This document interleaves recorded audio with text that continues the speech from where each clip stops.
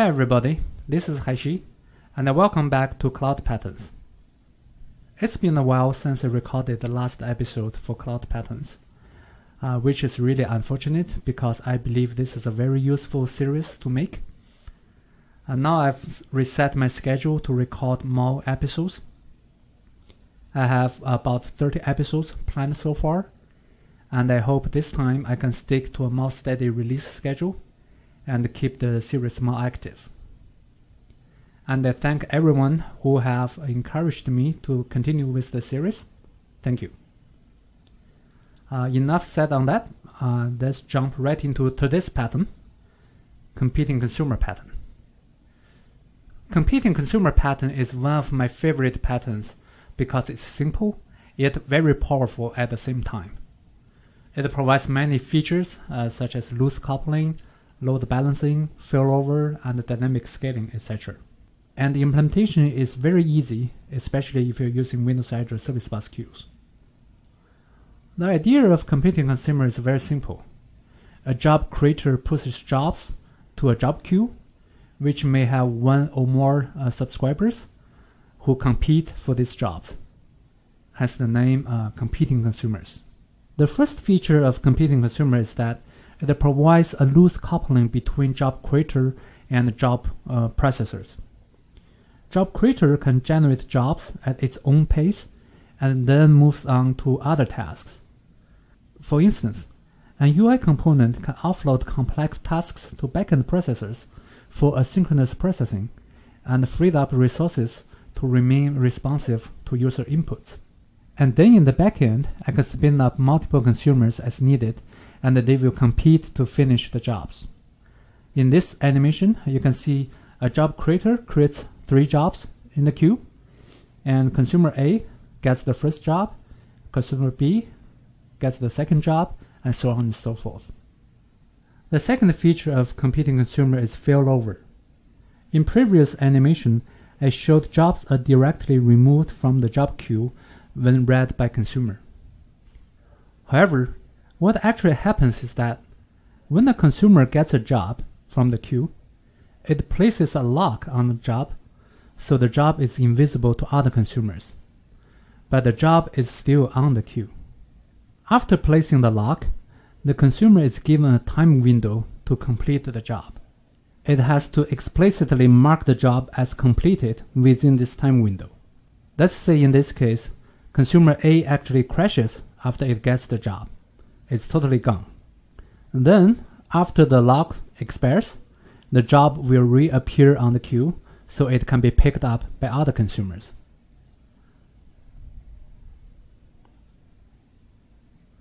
Later on, when consumer A restores itself, it can rejoin the competition to get more jobs. This locking mechanism ensures a job is handled at least once, but it doesn't guarantee if a job is handled multiple times. For instance, consumer A gets a job and handles the job, but it crashes right before it marks the job as completed. Then the job will reappear on the queue after lock expires and will be processed the second time. One way to handle this situation is to use idempotent service design, which is out of the scope of this episode, but we can discuss that later. The third feature of competing consumer is dynamic scaling. Because of loose coupling, the job creator doesn't care how many consumers are listening to the job queue, and each consumer doesn't care how many other consumers are competing with it. This allows us to add or remove consumers at any time to adjust system capacity without affecting running components. This enables several interesting scenarios for us. For instance, we can have processors deployed on different data centers so we can have cross-data center failovers.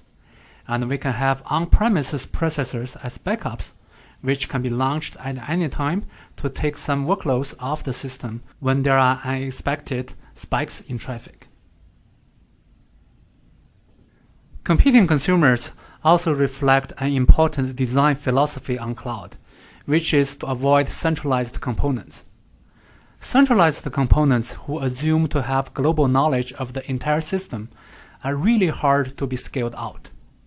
And architecturally, they are the single point of failure of a system.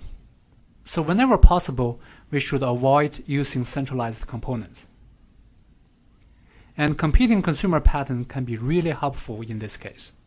Instead of centralized component dispatching jobs to all participants, we turn the table around and allow participants to request for new jobs on their own.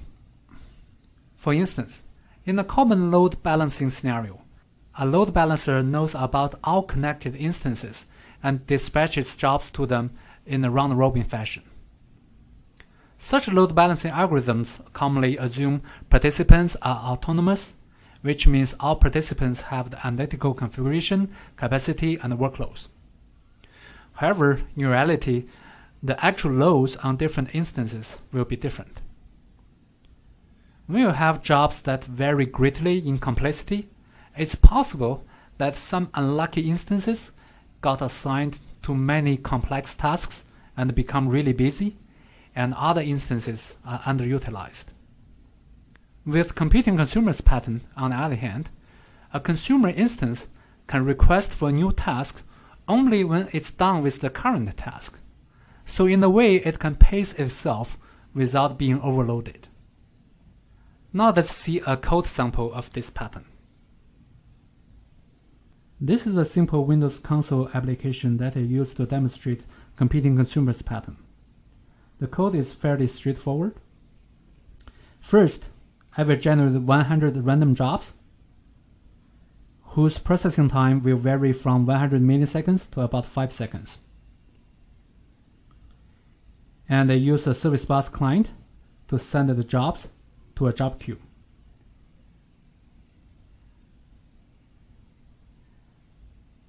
Then I will start 4 consumers, and each consumer will run this loop to get jobs from the queue, process the job, and then mark the job as completed.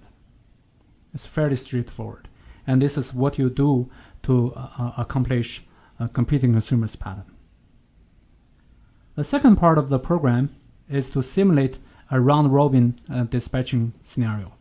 In this case, I will simply dispatch the jobs to each consumer in a round-robin fashion.